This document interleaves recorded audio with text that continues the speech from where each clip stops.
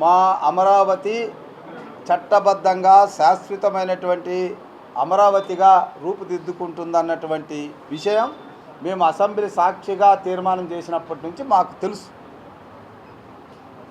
ఆ రోజు నుంచే మా సంబరాలు మొదలయ్యాయి. ఆ తర్వాత పార్లమెంట్లో ఒకే రోజు, రాజ్యసభలో మరొక రోజు, అంటే లోకసభలో ఒక రోజు, రాజ్యసభలో ఒక రోజు, మళ్ళా క్యాబినెట్ అదే రోజు, 2 రోజుల్లో రాష్ట్రపతి ఆమోద ముద్ర, అదే రోజు గెజిట్ ప్రకటన.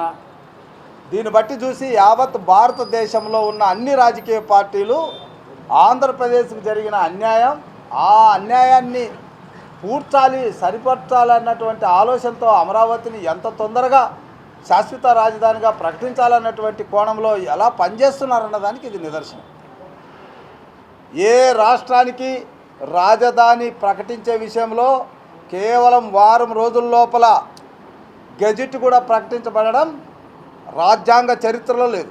కావాలంటే మీరు రికార్డులోకి వెళ్ళండి, అది ఒక అమరావతికే జరుగుతుంది. ఎందుకంటే అమరావతిలో ప్రజల ఆకాంక్ష ఉంది. 5 కోట్ల మంది ప్రజల ఆకాంక్ష, దాదాపుగా 29,000 మంది రైతుల త్యాగం, మరొక 30 నుంచి 40,000 మంది రైతు కూలీల యొక్క త్యాగం, ఇందరి త్యాగం అందులో ఉన్నప్పుడు ముఖ్యంగా ఆడపడుచులు దీవెనలు ఉన్నాయి, వారి ఆక్రందనలు ఉన్నాయి.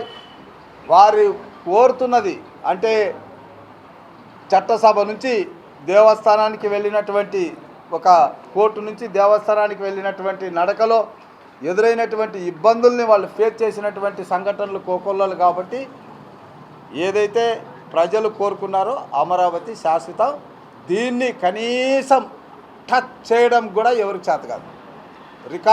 ఆన్ రికార్డ్ ఎవరికి చేత కాదు. ఊరికే ప్రగల్భాలు పలకొచ్చు కానీ అది ఏం జరిగేది కాదు.